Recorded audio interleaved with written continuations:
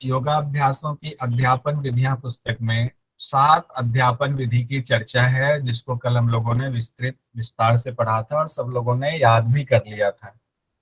7 जो अध्यापन विधि है उसको संचालित करने में उन हर एक अध्यापन विधि के लिए कौन कौन से तत्व हैं, कौन कौन से घटक या कारक हैं जो उनको प्रभावित कर सकते हैं, आज हम उस पर चर्चा करेंगे।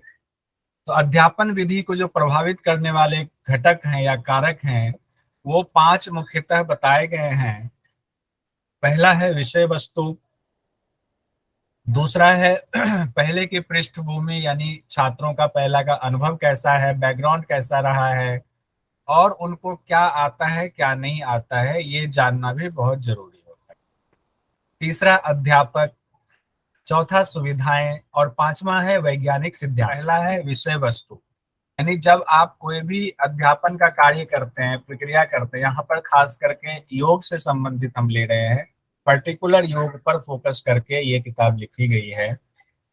तो विषय वस्तु योग से संबंधित होगा और कोई भी क्लास कक्षा शुरू होगी तो उसमें पहले से आपको पता होता है कोई एक विषय होगा। जैसे आज का ही है योगाभ्यासों की अध्यापन विधियां, ये विषय है और उसमें हम लोग अध्यापन विधियों को प्रभावित करने वाले जो कारक हैं उसके बारे में पढ़ रहे हैं। तो ये एक विषय वस्तु होगी। उसी तरह से अगर आपकी क्लास है और उसमें आज बताया गया है कि आज हम संवर्धनात्मक आसन के बारे में जानेंगे तो वो विषय वस्तु हो गई संवर्धनात्मक आसन। अगर ये क्लास में बताया गया कि आज हम प्राणायाम के बारे में पढ़ेंगे तो प्राणायाम विषय वस्तु हो गई। या आज हम लोग हठ प्रदीपिका का प्रथम जो है अध्याय पढ़ेंगे तो वो विषय वस्तु के अंतर्गत आएगा। तो विषय वस्तु अध्यापन विधि के लिए सबसे पहला घटक है, कारक है जो उसको प्रभावित कर सकता है आपकी अध्यापन विधि को। उसके बाद दूसरा है पहले की पृष्ठभूमि और छात्रों के अनुभव, यानी कि अध्यापन के दौरान एक टीचर आए हुए हैं, अगर उनको ये नहीं पता है कि जो स्टूडेंट्स हमारे सामने बैठे हैं उनका बैकग्राउंड क्या है, वो योग के छात्र हैं और योग के छात्र अभी हैं इस कक्षा में बैठे हुए, लेकिन पहले क्या योग से उनका कोई जुड़ाव रहा है, क्या योग के बारे में उनको जरा सा भी पहले कोई ज्ञान है, या अगर एमए में आप स्टूडेंट हैं बैठे हुए हैं तो उम्मीद की जाती है कि आपका बैकग्राउंड शायद पहले कुछ योग का रहा होगा। तो इस तरह से पहले का जो बैकग्राउंड है, जो पृष्ठभूमि है, उसका ज्ञान होना जरूरी होता है एक अध्यापक को। और उस छात्र को क्या आता है, जो पहले का उनका बैकग्राउंड है उसमें उनको कितना अनुभव है योग के बारे में, ताकि हम जो कक्षा लेने जा रहे हैं हम उनके अनुभव से आगे की चीज बताएंगे। नहीं तो हमें बैकग्राउंड पहले उनका, नींव उनकी मजबूत करनी पड़ेगी, फिर हम उससे ऊपर उठेंगे। और अगर हमें पता है कि उनको पातंजल योग सूत्र के बारे में जानकारी है, अच्छे से वो जानते हैं, तो हमें पातंजल योग सूत्र पढ़ाने में आसानी होगी। अगर हमें पता है उनको तारासन का पहले से ज्ञान है तो तारासन का हम डायरेक्ट उसके लाभ हानि बता सकते हैं। यानी कि हमारा एक टीचर का समय बच जाता है अगर हमें पता हो कि स्टूडेंट्स का अनुभव कितना है, उनका बैकग्राउंड क्या रहा है। तीसरा है अध्यापक। अध्यापक के बारे में इसमें विस्तार से बताया गया है कि किसी भी अध्यापन विधि में एक टीचर का, एक अध्यापक का दक्ष होना, कुशल होना, निपुण होना बहुत जरूरी होता है। कोई भी विधि अच्छी या बुरी नहीं होती है, साफ साफ कहा गया है, लेकिन अगर टीचर के पास ज्ञान नहीं है, अनुभव नहीं है, उनको पढ़ाने की उनकी क्षमता अच्छी नहीं है, तो किसी भी विधि से वो पढ़ाए वो इंटरेस्टिंग नहीं हो सकता है, रुचिकर नहीं हो सकता है। लेकिन अगर एक टीचर बहुत अच्छे हैं, उनकी डिलीवरी की जो ताकत है वो बहुत अच्छी है, उनकी आवाज बहुत अच्छी है, उनकी आवाज मधुर है, वो छात्रों से अपने आप को कनेक्ट कर पा रहे हैं, छात्रों के अंदर रुचि जगा रहे हैं, तो वो टीचर बेहतर हैं किसी भी विधि से वो पढ़ाएं। जो ऊपर हम लोगों ने 7 विधि देखी हुई है अध्यापन की, किसी भी एक विधि को अगर वो चुनते हैं तो वो उस विधि को इंटरेस्टिंग बना सकते हैं। ये टीचर पर डिपेंड करता है कि कैसे वो विषय वस्तु को प्रस्तुत कर रहे हैं। अब इसी पुस्तक में ये दिया गया है कि एक टीचर के अंदर क्या खूबियां होनी चाहिए। तो इसमें कुछ खूबियां बताई गई हैं, उसको देखते हैं हम लोग कि कि उनका कम्युनिकेशन बेहतर हो, यानी कि कम्युनिकेशन से संवाद की जो क्षमता उनकी है, वो जो स्टूडेंट्स के साथ संवाद कर रहे हैं वो उनका बेहतर हो, कम्युनिकेशन स्किल उनकी बेहतर हो, पढ़ाने में उनकी पूरी रुचि हो। ऐसा नहीं कि अनबने ढंग से पढ़ा रहे हैं। बहुत सारे शिक्षक पढ़ाते हैं और हमें नींद भी आने लगती है, तो इसका मतलब है कि उस वक्त टीचर किसी और मनः स्थिति में है, वो पढ़ाने की मनः स्थिति में नहीं है, वो पढ़ाने में रुचि नहीं ले रहे। तो एक शिक्षक का कम्युनिकेशन बेहतर होना चाहिए, जो सब्जेक्ट जो विषय वो पढ़ा रहे हैं उसमें उनकी खुद की भी पहले रुचि होनी चाहिए, तभी वो स्टूडेंट्स की रुचि जगा पाएंगे। उसके बाद कहते हैं कि छात्रों की बात सुनने की उनके अंदर एक जिज्ञासा होनी चाहिए। स्टूडेंट्स की जो अपनी बात रखना चाहते हैं, तो एक टीचर का ये धर्म बनता है कि वो स्टूडेंट्स की बात को सुने और अपना अनुभव स्टूडेंट्स से शेयर करें। और स्टूडेंट्स भी अगर कोई अनुभव बता रहे हैं विषय से जुड़ी हुई अनुभव को, तो उनको भी सुने, आदान प्रदान करें आपस में। इससे रुचि बढ़ती है छात्रों की। लेकिन उसमें साथ साथ ये भी ऐसा नहीं है कि छात्र अगर विषयांतर बातें करे, विषय से हटकर बातें करे और कक्षा जो है विषयांतर हो, तो उस दौरान टीचर उस छात्र को फिर विषय पर वापस लाए, तभी वो एक बेहतर टीचर होते हैं। छात्र की स्थिति में अपने को ढाल सकने की योग्यता हो, कि हम अगर ये सोचे, एक टीचर ये सोचे कि छात्र की क्या स्थिति होती है जो हमारे सामने बैठे हुए हैं, अगर हम उस मनः स्थिति को कुछ देर के लिए समझ पाते हैं, उस मनः स्थिति को समझने से हमें पता चलता है कि छात्र इस वक्त क्या सोच रहे होंगे, छात्र की इस वक्त की क्या स्थिति होगी, तो हम छात्र से कम्युनिकेशन बहुत अच्छा कर लेते हैं। छात्रों को हतोत्साहित कभी ना करें। कोई सवाल पूछ रहे हैं या छात्र से आपने सवाल पूछा, छात्र ने जवाब नहीं दिया, तो उनको हतोत्साहित करने के बजाय उनके अंदर जिज्ञासा पैदा करना है, उनको और प्रोत्साहित करना है कि कोई बात नहीं, गलतियां तो होंगी, हमें गलतियों को सुधारना है। गलतियां करने से ही आदमी और ज्यादा सीखता है, तभी उनके अंदर और जिज्ञासा पैदा होगी। और अगर गलती से हमने कोई सवाल पूछ दिया तुषार जी से, तुषार जी जवाब नहीं दे पाए और हमने तुषार जी को कहा कि आपसे तो कुछ नहीं हो सकता, हमने इतना पढ़ाया तो बेकार गया, आप पढ़ नहीं पा रहे हो, आप बहुत नालायक हो, अगर हमने कुछ इस तरह के शब्दों का इस्तेमाल किया, तो एक अच्छे शिक्षक की ये निशानी नहीं है। आकर्षक व्यक्तित्व हो। व्यक्तित्व के बारे में हम लोग साइकोलॉजी में पढ़ेंगे कि व्यक्तित्व के अंतर्गत सिर्फ बाह्य साज सज्जा या सामने से दिखना ही नहीं होता है। व्यक्तित्व के अंतर्गत बहुत सारी चीजें आती है, उनके आंतरिक व्यवहार भी आते हैं, उनकी भाषण शैली भी आती है, उनके बॉडी पोस्चर्स भी आते हैं। तो उनका व्यक्तित्व बेहतर होना चाहिए, आकर्षक होना चाहिए। साथ ही एक टीचर को खुद की जीवन शैली उनकी जो है वो ऐसी होनी चाहिए कि छात्र उनसे सीखे कि नहीं, हमारे शिक्षक जो बोलते हैं खुद अपने जीवन में उसको उतारते भी हैं, तभी वो एक स्टूडेंट्स के लिए आदर्श बन पाते हैं, एक मॉडल स्वरूप बन पाते हैं। छात्रों के प्रति व्यावसायिक उत्तरदायित्व की भावना भी हो। जो हमारी आज की आधुनिक जो शिक्षा पद्धति है वो व्यावसायिक शिक्षा पद्धति है, तो उसमें एक टीचर का ये दायित्व बनता है कि छात्र को इन जो पढ़ा रहे हैं उससे उनका व्यवसाय कैसे अच्छा हो, बाद में अगर वो इसको व्यवसाय के रूप में अपनाना चाहे तो उसमें हम उनकी कितनी मदद कर सकते हैं, कैसे उनको व्यवसाय के लिए तैयार कर सकते हैं, ये उत्तरदायित्व भी एक शिक्षक का बनता है। एक शिक्षक की आवाज मधुर होनी चाहिए और साथ साथ प्रभावी आवाज भी होनी चाहिए। मधुर तो आवाज हो ही, और प्रभावी हो कि छात्र सुने तो वो कुछ देर के लिए ठहर जाए, अपने आप को रोक के रखे।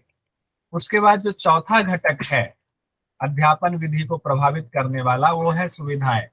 आजकल जो ये आधुनिक जो हमारी शिक्षा पद्धति है उसमें इसका बड़ा इंपॉर्टेंस है सुविधाओं का, कि अगर हम योग करने जा रहे हैं और हम खुले मैदान में योग कर रहे हैं और हमारे लिए मैट्स नहीं है, तो मैट्स सुविधा के अंतर्गत आ गया। खुले में हम अभ्यास कर रहे हैं, चारों तरफ से शोर हो रहा है, गाड़ियां जा रही है, तो हम अच्छे से योग का अभ्यास नहीं कर पाएंगे। तो हमें एक हॉल चाहिए या एक कमरा चाहिए जिसमें स्टूडेंट्स की संख्या के हिसाब से पर्याप्त जगह हो, और उसमें सिखाने के लिए स्टेज हो, ब्लैक बोर्ड हो, प्रोजेक्टर हो, साथ ही बीच में प्यास लगे तो पानी की भी व्यवस्था हो। अगर बहुत गर्मी वाली जगह है तो उसमें एसी की भी व्यवस्था हो, ठंडी जगह है तो उसमें हीटर लगा हुआ हो, अगर सत्कर्म कर रहा है स्टूडेंट्स तो उसके लिए गर्म पानी की व्यवस्था हो, नमक की व्यवस्था हो, यानी जो भी साधन सुविधाएं हो सकती हैं अभ्यास से जुड़ी हुई, उसका होना बहुत जरूरी है।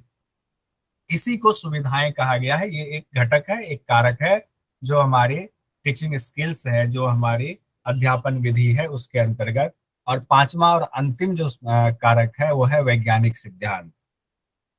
वैज्ञानिक सिद्धांत के अंतर्गत जैसे आप योग का अभ्यास कर रहे हैं और व्यवसाय से जुड़ा हुआ है योग, क्योंकि आजकल योग की शिक्षा व्यवसायिक हो गई है, या कोई भी शिक्षा जनरली व्यवसाय से जुड़ी हुई है।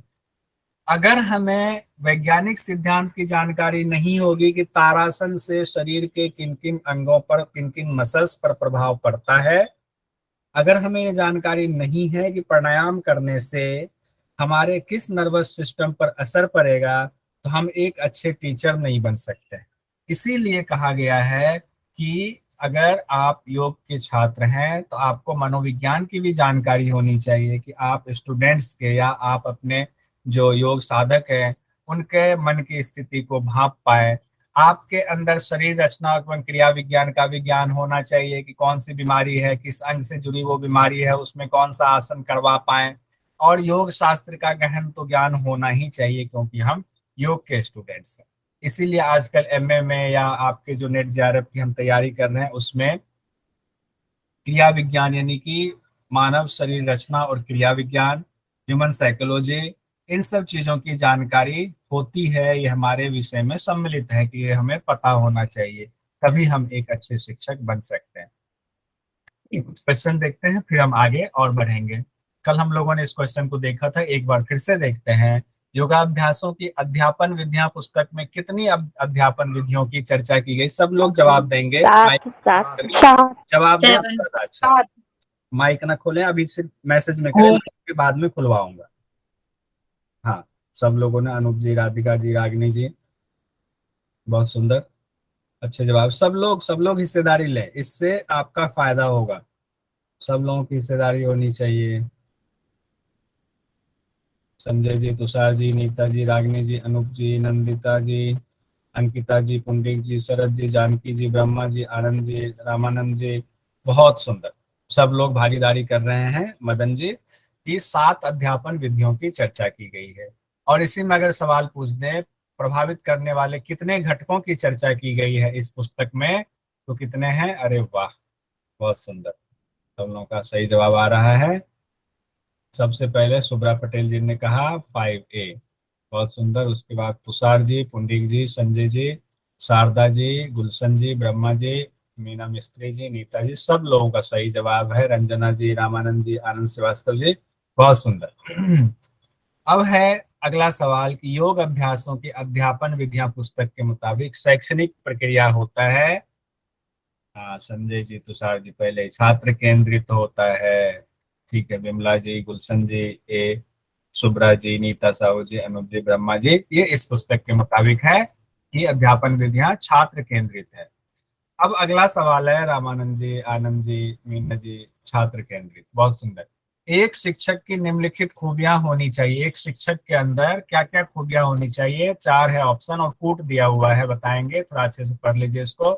छात्रों के प्रति सख्त रवैया हो, खुद की जीवन शैली द्वारा आदर्श प्रस्तुत करना, छात्रों के प्रति व्यवसायिक उत्तरदायित्व की भावना, आवाज मधुर और प्रभावी होना चाहिए। तो संजय जी ने कहा 4, बहुत बढ़िया। पुंडिक जी ने भी कहा 4 BCD, गुलशन जी BCD, अंकिता जी BCD, रंजना जी, नीता साहू जी, प्रशांत जी, रागिनी जी, मीना मिस्त्री जी BCD। सब लोग सही जवाब दे रहे हैं। ये इसका मतलब है कि क्लास अच्छी चल रही है। BCD, छात्रों के प्रति सख्त रवैया नहीं होना चाहिए, कुछ विशेष परिस्थितियों में हो तो अलग बात है। ये कुछ इंपॉर्टेंट सवाल थे जो हम लोगों ने देख लिया। अब हम बहुत ही इंपॉर्टेंट पोर्शन की तरफ बढ़ने वाले हैं।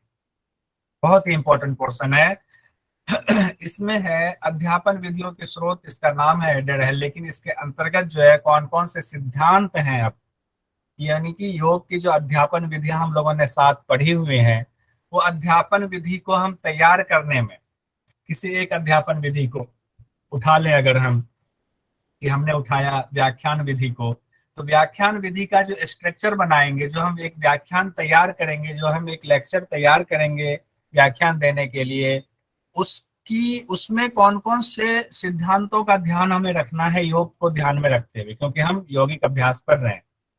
तो कहा गया है उसमें 5 सिद्धांतों का ध्यान रखेंगे, यानी कि 5 सिद्धांतों की कसौटी पर हम हर अध्यापन विधि को कसेंगे, तभी उसका एक ढांचा हम तैयार कर पाएंगे किसी भी अध्यापन विधि का।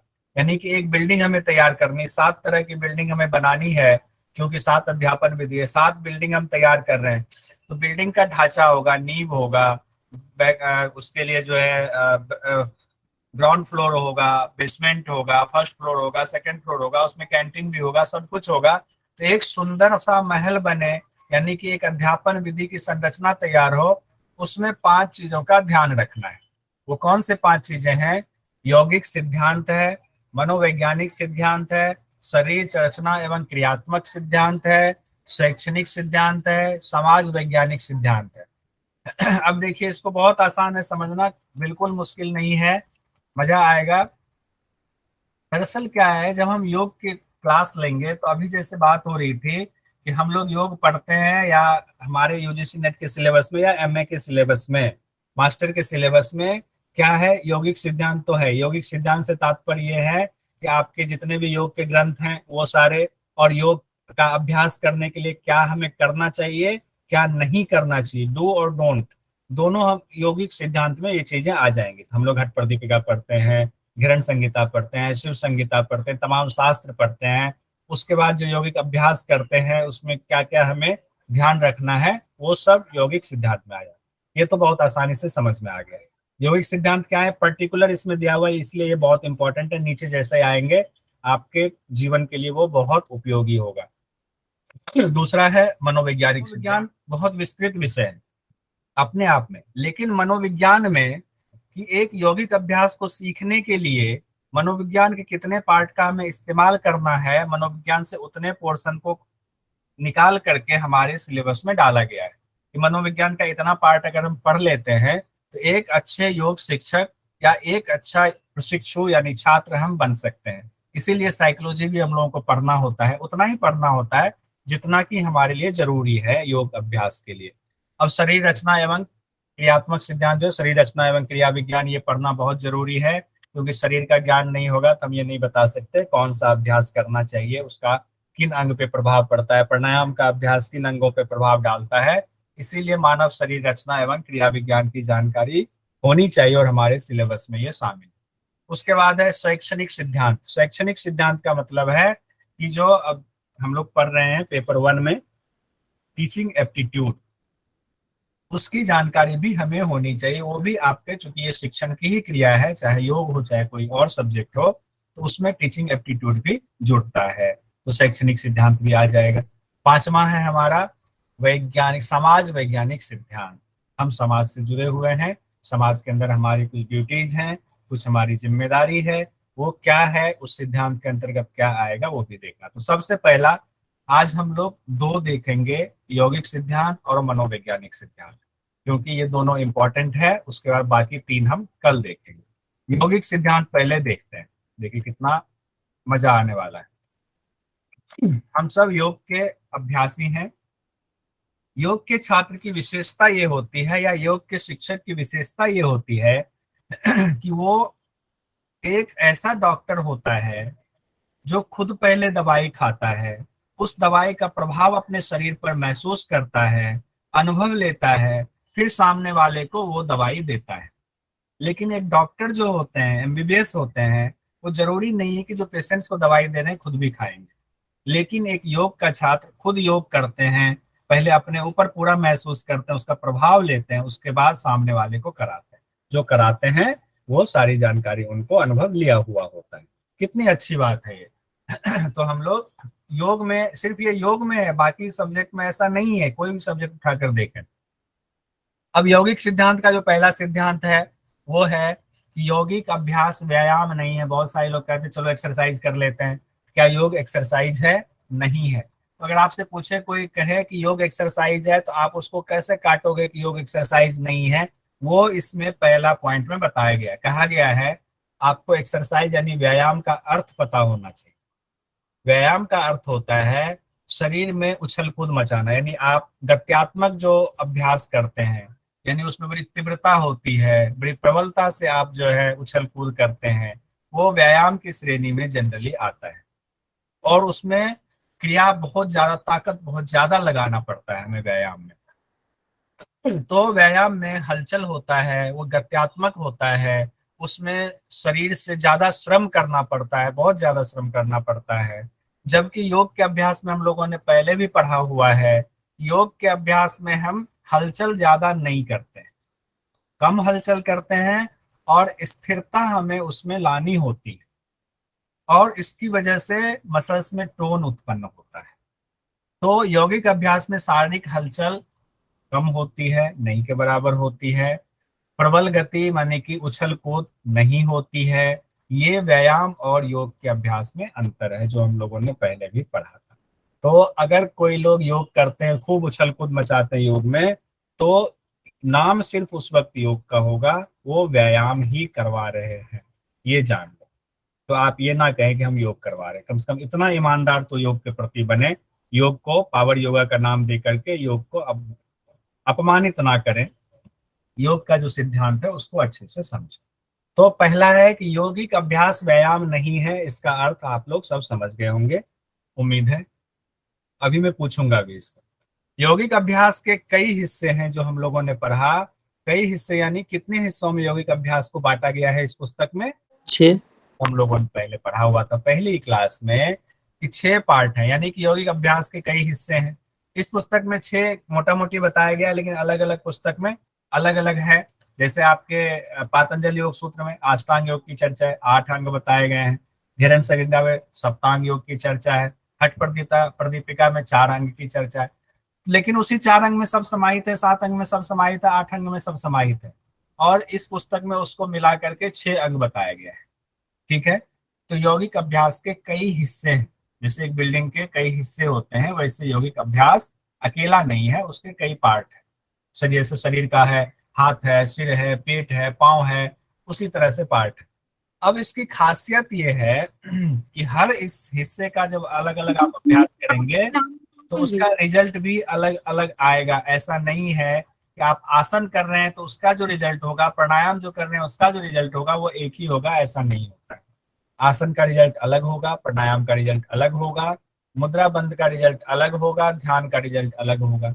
यानी सब अभ्यास का जो परिणाम होगा वो अलग अलग होगा। हर यौगिक अभ्यास का परिणाम एक सा नहीं होगा, ये बड़ा इंपॉर्टेंट है इसमें। ठीक है। आसन के 3 पार्ट, जैसा कि अभी आनंद जी ने बताया, 3 पार्ट हैं। पहला ध्यानात्मक धारणात्मक आसन है, दूसरा संवर्धनात्मक आसन है, तीसरा शिथिलात्मक आसन है। तो आसन हम करेंगे तो उसके तीनों आसनों के भी इम्पैक्ट बदल जाते हैं।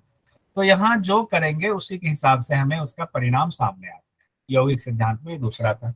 आगे कहा गया है यौगिक अभ्यास में जो सबसे प्रचलित अभ्यास है, जैसा कि आनंद जी ने बता दिया, यौगिक अभ्यास से उन्होंने आसन शब्द का अर्थ लगा लिया।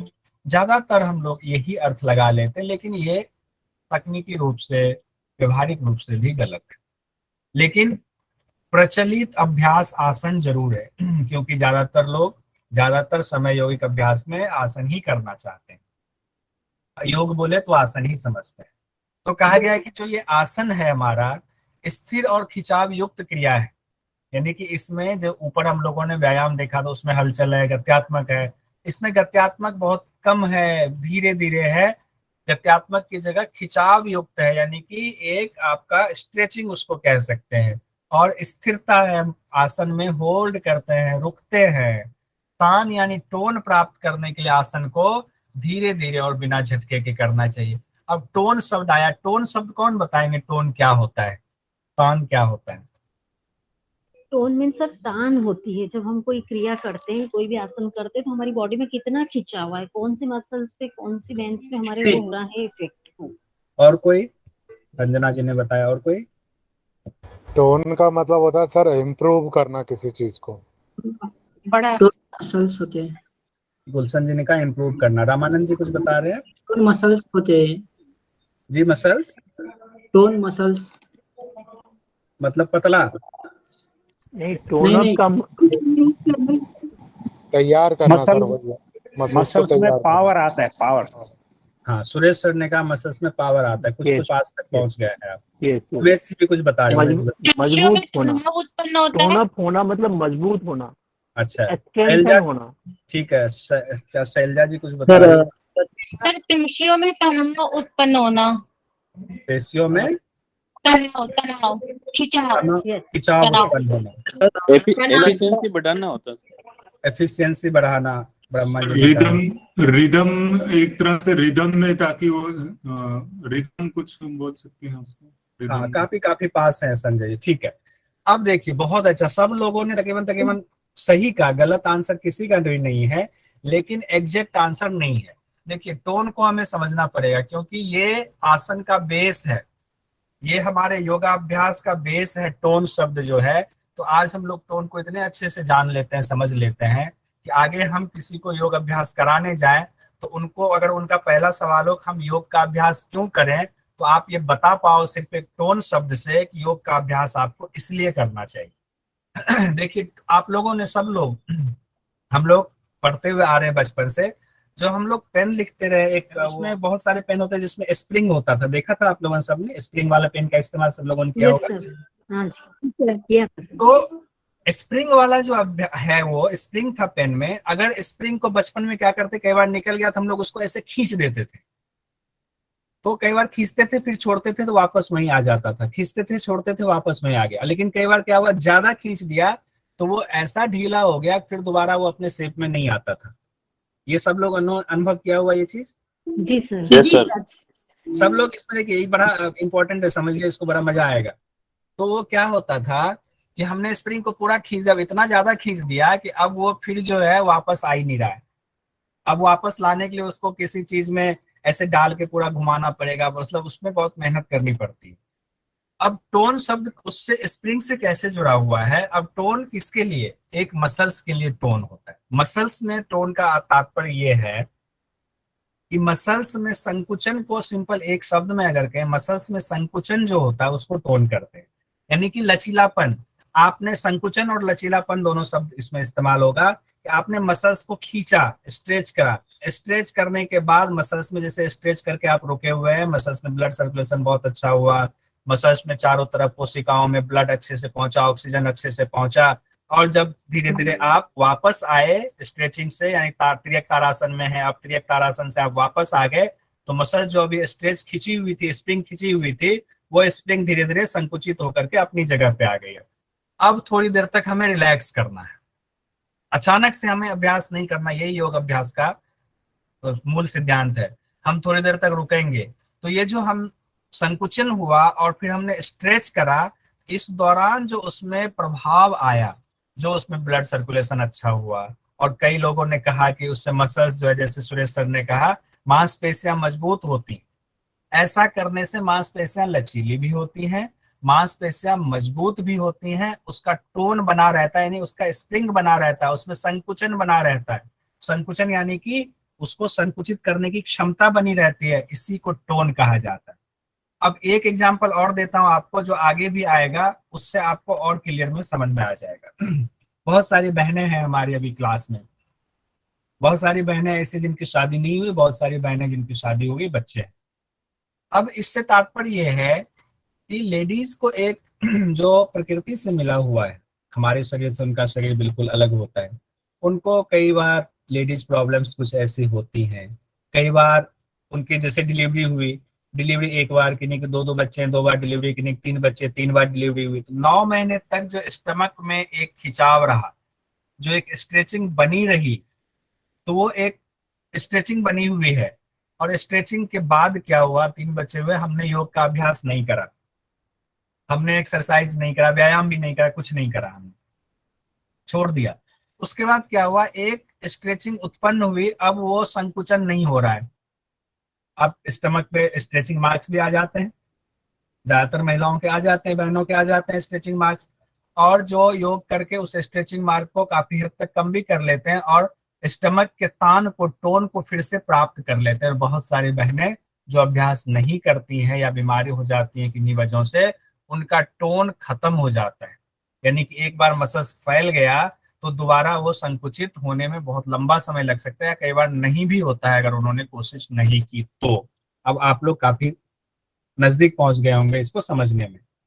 जब हम एक्सरसाइज करते हैं तो क्या होता है, यानी कि डिलीवरी के बाद हमने एक्सरसाइज करा, जब शुरू करा तो धीरे धीरे धीरे धीरे हम खिंचाव देते हैं, फिर शिथिल करते हैं, खिंचाव देते हैं, फिर शिथिल करते हैं। खिंचाव देना और शिथिल करने से स्टमक में के मसल्स में फिर से टोन उत्पन्न होता है, फिर से संकुचन उत्पन्न होता है, इसी को टोन कहते हैं। ठीक है, आगे इसका कई बार और चर्चा और जिक्र है, तो बाकी हम आगे से सीखेंगे और देखेंगे टोन का और अर्थ, और कुछ एग्जाम्पल्स हमारे सामने आए। तो इसमें कहते हैं यौगिक सिद्धांत में कि जो आसन जो है वो स्थिर और खिंचावयुक्त क्रिया है, यानी कि इससे टोन प्राप्त करने के लिए, जब आपको अपने मसल्स में टोन प्राप्त करना है तो धीरे धीरे अभ्यास, बिना झटके के अभ्यास करना चाहिए। झटके से अभ्यास करेंगे तो स्प्रिंग की तरह खुल जाएगा, दोबारा संकुचित होने में दिक्कत हो सकती है, इसीलिए झटका नहीं देना है। कहते हैं ना, झटका दोगे तो मसल्स पुल हो जाएगा, वही तो पुल है, वही तो स्प्रिंग को पुल कर दिया। हम लोग सब इस्तेमाल करते हैं, लेकिन इसको, उस शब्द को समझना है पर्टिकुलर। आगे है हमारा, आसन में कोशिश करते हुए अपनी क्षमता अनुसार कुछ समय तक, हर आदमी कहते हैं कुछ समय तक अपनी क्षमता अनुसार रुकें। हो सकता है ब्रह्मा जी एक तारासन में 2 मिनट रुक सकते हैं, हो सकता है मीना जी 30 सेकंड ही रुक पाए, 30 सेकंड के बाद उनके शरीर में कंपन होने लग जाए। तो हमें बहुत ज्यादा अति कोशिश नहीं करनी है, कोशिश करनी है अपनी क्षमता अनुसार, जितनी देर तक कंपन बर्दाश्त कर सकते हैं फिर वापस आ जाए। तो कहते हैं कि आसन में अपनी क्षमता अनुसार रुकना है, और धीरे धीरे जब ये अभ्यास हम रोज रोज करते हैं, एक स्थिति ऐसी आती है जब हम चाहे 5 मिनट भी रुके, हमें कोशिश नहीं करनी पड़ती है, हमें श्रम नहीं करना पड़ता। अब उस स्थिति को बनाए रखने के लिए हमें बहुत ज्यादा मेहनत की जरूरत नहीं होती है, वही आसन की अंतिम अवस्था होती है, उसी को आसन की सिद्धि कहते हैं। यानी कि तब आसन करने के बाद फिर शिथिलता पूर्वक फिर आप लंबे समय तक रुकते हैं, बाद में शिथिलात्मक आसन भी आप करके शरीर को फिर रिलैक्स करते हैं। शिथिलात्मक आसन भी टोन के लिए बड़ा इंपॉर्टेंट है। उसके बाद है प्राणायाम का अभ्यास करते हैं। तो प्राणायाम का अर्थ ये नहीं है कि पूरक और रेचक, पूरक और रेचक यानी श्वास लेना छोड़ना। कल हम लोगों ने चर्चा की थी, नियंत्रित पूर्वक श्वास लेना, नियंत्रित पूर्वक श्वास रोकना, और नियंत्रित पूर्वक नियंत्रण के साथ श्वास को छोड़ना, ये प्राणायाम। वैसे तो सामान्य श्वसन भी हम करते हैं, कई बार हम श्वास रोकते हैं, 1 बाल्टी पानी का उठाते हैं तो हमारी श्वास अपने आप रुक जाती है, क्या वो प्राणायाम हो गया? नहीं, वो प्राणायाम नहीं है, वो कुंभक लग गया, ठीक है, सामान्य क्रिया के दौरान वो हो गया। तो सामान्य श्वसन और प्राणायाम में ये फर्क है। प्राणायाम विधि विधान के साथ किया जाता है, सामान्य श्वसन अपने आप हम जो क्रिया करते हैं, शारीरिक श्रम या मेहनत करते हैं, उस दौरान होता रहता है। अब प्राणायाम तक पहुंच गए, अब है कि सभी यौगिक अभ्यासों को अपनी शारीरिक क्षमता अनुसार करना चाहिए, ना कि दूसरों की देखा देखी कि गुलशन जी इतना अच्छा कर रहे हैं, मैं क्यों नहीं कर सकता, मैं भी करूंगा। अब पुंडिक जी 2nd आ गए जिला स्तर की प्रतियोगिता में, उनका अभ्यास इतना अच्छा है, मैं क्यों नहीं कर सकता, मैं भी करूंगा और आज ही करूंगा।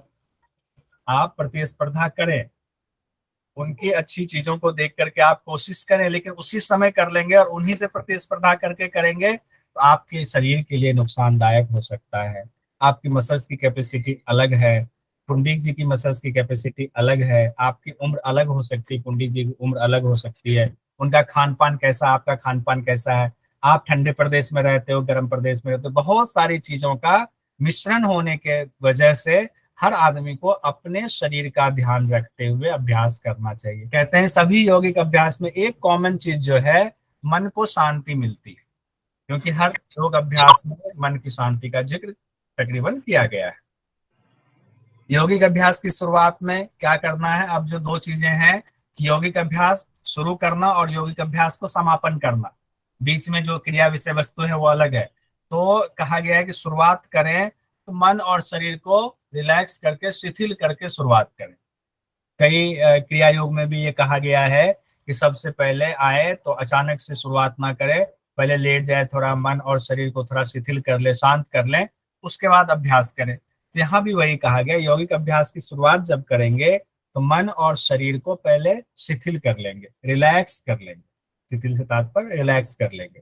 रिलैक्स करने के बाद आप योग अभ्यास करें, और फिर जब समापन करेंगे तो कहते हैं समापन के दौरान प्रार्थना के साथ आप समापन करें। अब प्रार्थना दो तरीके से बताई गई, या तो आप सस्वर अच्छे स्वर में गाते हुए आराम से प्रार्थना कंप्लीट करें, या फिर बिना गाए हुए ही मन में प्रार्थना का भाव ला करके उसका समापन करें। तो ये शुरुआत और समापन, इससे संबंधित भी सवाल आ जाता है, इसका ध्यान रखें। कुछ क्वेश्चन हम लोग देखते हैं, उसके बाद इसका जो दूसरा है सिद्धांत वो देखेंगे, जो कि अध्यापन विधि को क्रम से सजाने में, बनाने में जिन सिद्धांतों का इस्तेमाल होता है वो हम लोग पढ़ रहे हैं। यौगिक अभ्यास के दौरान इनमें से कौन सा सही तरीका है? 4 ऑप्शंस आपके सामने हैं, देखिए और जवाब दीजिए इसका। सब लोग भागीदारी कीजिए जल्दी जल्दी। गुलशन जी ने सबसे पहले बोला डी, संजय जी ने डी, विमला जी ने डी, रागिनी जी ने डी, तुषार जी ने डी, पुंडिक जी, रंजना जी, शारदा जी, सब लोगों का डी आंसर आ रहा। अनूप जी, नीता जी, ब्रह्मा जी, सुब्रा जी, प्रशांत जी, पूनम जी, सब लोग कह रहे हैं डी। तो पहला है प्रबल शारीरिक हलचल करनी चाहिए, तो हम लोगों ने पढ़ा है प्रबल शारीरिक हलचल योग अभ्यास में नहीं किया जाता है। शरीर को खूब थकाना चाहिए, ऐसा भी नहीं है। शिथिलीकरण का अभ्यास जरूरी नहीं है, ऐसा भी नहीं। शिथिलीकरण का अभ्यास बहुत जरूरी है। तो इनमें से कोई नहीं, यानी कौन सा सही तरीका है? तो इनमें से कोई नहीं है। तो सही आंसर हमारा है एमसीक्यू का डी। मीना जी ने, सब ने सही आंसर दिया है, बहुत सुंदर। अगला जो क्वेश्चन हमारा है, यौगिक अभ्यासों की अध्यापन विधियां पुस्तक के मुताबिक इनमें से सही है, कौन सा सही है बताइए? संजय जी ने कहा डी। रामानंद राउत जी ने हैंड रेज किया हुआ है। रामानंद जी बताइए कुछ कहना चाहे। रामानंद जी डी, पुंडिक जी डी, गुलशन जी डी, रागिनी जी, सुब्रा जी, नीता जी, सब लोगों ने डी कहा। रामानंद जी बताए, माइक खोलकर बताइए क्या कहना। डी है सर। अच्छा डी। ठीक है। पूनम जी, सुरेश जी, सब लोगों ने कहा डी, यानी कि इसमें जो अभ्यास है वो ऑप्शंस हैं। योग अभ्यास झटके के साथ करना चाहिए, सभी यौगिक अभ्यासों का परिणाम एक ही होता है, दोनों गलत है, सिर्फ पहला सही है, ऐसा नहीं है। पहला और दूसरा दोनों गलत है, बिल्कुल सही, सबका सही आंसर। अगला क्वेश्चन है, यौगिक अभ्यासों की अध्यापन विधियां पुस्तक के मुताबिक अनावश्यक थकान होने पर क्या करना चाहिए? तुषार जी ने डी, विमला जी ने डी, शारदा जी ने डी। अच्छा, पहला वाला दे रहे थे क्या? रामानंद जी ने डी। रामानंद जी अभी आपने किसका आंसर दिया है?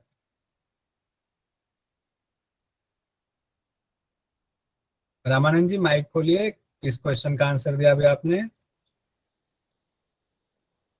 बाकी आप सब में गलत हो गया।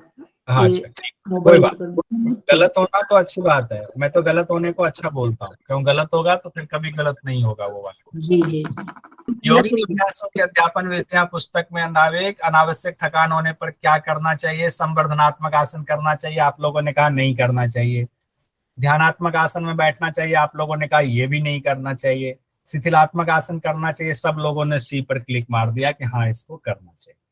डी में सब लोगों ने कहा नहीं, सी ही सब। वैसे सर इस बुक के हिसाब से सी है, वैसे तो हम बी भी कर सकते हैं ना? नहीं, ये तो ये वाला इस पुस्तक के हिसाब से ही नहीं, ये सभी पुस्तकों में ये चीज कॉमन है।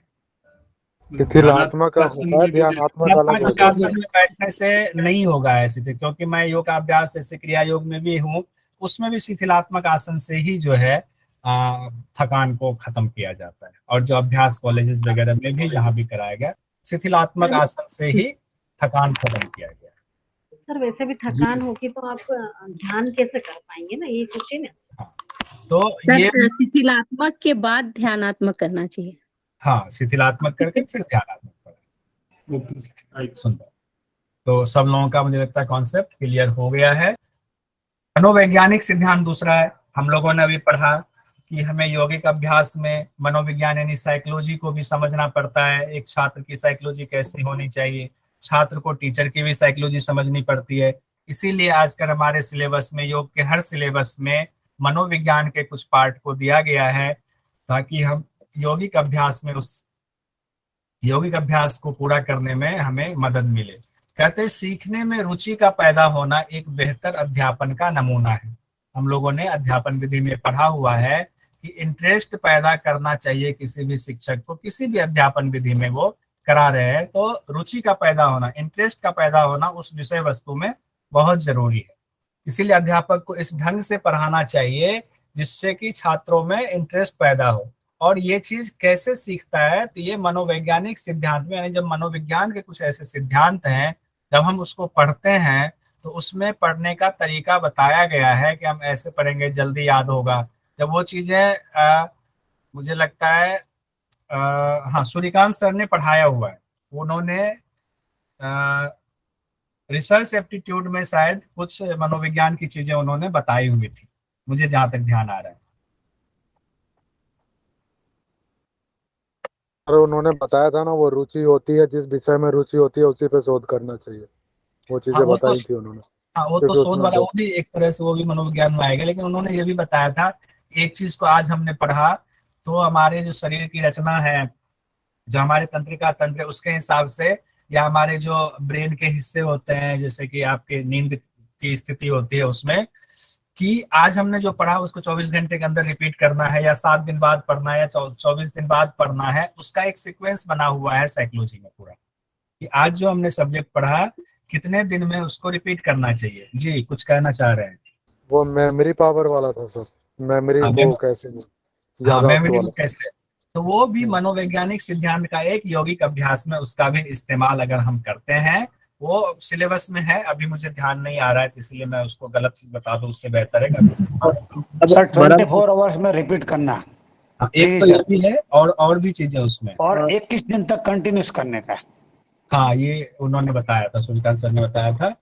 तो इस तरह से दो चीजें तो अभी सामने आ गई, एक तो सामने आ गया कि 24 घंटे के अंदर हमें एक बार रिपीट करना और 21 दिन तक लगातार करें तो हमारे चित्त में आराम से बैठ जाता है, सबकॉन्शियस माइंड में भी वो चला जाता है। तो मनोविज्ञान के इन सिद्धांतों का अगर हम इस्तेमाल करते हैं अध्यापन विधि में तो इससे रुचि पैदा होती है, एक वैज्ञानिक तरीका इसको कह सकते हैं। अब कहते हैं सीखने के लिए लगातार क्रिया आवश्यक है। क्रिया आवश्यक है यानी कि कोई आपको, हमने आज करवाया, एक अभ्यास कराया, अभी हमने इसको पढ़ाया, फिर आपको दिया कि आप खुद से इसको पढ़कर बताएं, यानी पढ़ना और फिर पढ़ाना, उसको बार बार रिपीट करना, उसी को क्रिया कहते हैं। क्रिया का लगातार अभ्यास करना, बार बार उसका अभ्यास करना, और एक बार अभ्यास करेंगे तो दूसरी बार करेंगे, दूसरी बार में थोड़ा और सुधार होगा, तीसरी बार में और सुधार होगा। इसको कब तक करना है इस अभ्यास को?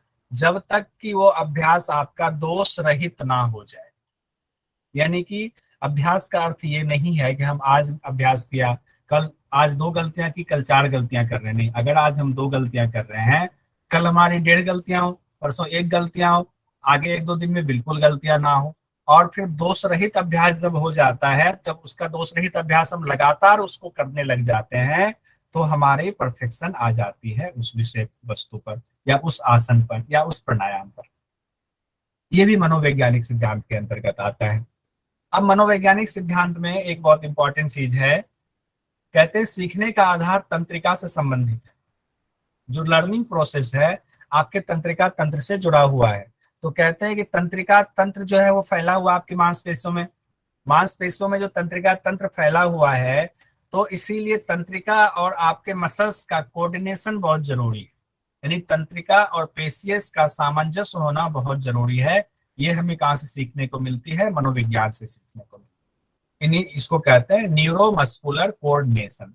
तो न्यूरोमस्कुलर कोऑर्डिनेशन बहुत जरूरी होता है योग अभ्यास के दौरान। आगे है हमारा कि सीखने वाली विषय वस्तु जो है वो छात्र के अनुभव क्षेत्र और क्षमता के अंदर होनी चाहिए। अनुभव क्षेत्र और क्षमता का है कि अगर मेरी क्षमता है कि हम एक किसी विषय वस्तु को एक दिन में इतना ही सीख सकते हैं, यही हमारी क्षमता। एक ही दिन में लेक्चर 2 घंटे का हो जाए और सारा लेक्चर सिर के ऊपर से निकल गया, तो हमारी क्षमता और अनुभव क्षेत्र के बाहर की बात हो जाएगी वो। तो हम प्रैक्टिकल भी करें, अनुभव क्षेत्र और क्षमता इसमें दोनों में एक तरह से कहे तो थ्योरी और प्रैक्टिकल दोनों जुड़ा हुआ है। तो आपकी क्षमता के हिसाब से थोड़ा थ्योरी कर ले, थ्योरी पढ़ ले और फिर उसको प्रैक्टिकल का अभ्यास कर ले, तो आपके अनुभव भी आपका हो जाएगा और आपकी क्षमता का भी पता चल जाएगा शिक्षक को। तो आपकी क्षमता के हिसाब से ही आपको अभ्यास कराया जाएगा। यानी क्योंकि हर छात्र की क्षमता अलग अलग होती है। मेरी क्षमता अलग हो सकती है, पुंडिक जी की क्षमता अलग हो सकती है, सुरेश सर की क्षमता अलग हो सकती है, तुषार जी की अलग हो सकती है। गुलशन जी की क्षमता अलग हो सकती है। सभी व्यक्ति एक ही गति से नहीं सीखते हैं, कुछ तो बाय बर्थ भी होता है, किसी के माता पिता बहुत इंटेलिजेंट है तो बच्चे भी इंटेलिजेंट होते हैं। कई लोगों के ऊपर सीखने में वातावरण का भी प्रभाव होता है, कहाँ रहते हैं। उसके बाद कहा गया है ये जो मनोवैज्ञानिक सिद्धांत है उसमें यदि सीखने वाले यानी कि छात्रों को पहले से अगर कार्यक्रम की रूपरेखा दे दी जाए, जानकारी हो, तो सीखने में आसानी होती है, फिर समय कम लगता है। जैसे कि अगर हमें नेट जेआरएफ का सिलेबस हमारे सामने पहले से पता है तो हम उस नेट जेआरएफ के सिलेबस के हिसाब से ही पढ़ाई कर रहे हैं। जैसे मैं तो जनरली सिलेबस के अंदर ही पढ़ाई कराता हूँ, उससे बाहर कोशिश करता हूँ ना जाऊं, हमारा समय बचे ताकि। तो इसमें क्या होता है, कम समय में हम ज्यादा चीजों को सीख पाते हैं अगर हमारे सामने उस कार्यक्रम की जो भी कार्यक्रम है, कार्यक्रम का तात्पर्य यहाँ नेट जेआरएफ हुआ, कार्यक्रम का तात्पर्य आपका पीजी डिप्लोमा हो सकता है, कार्यक्रम का तात्पर्य आपका एमए हो सकता है, एमएससी इन योगा हो सकता है।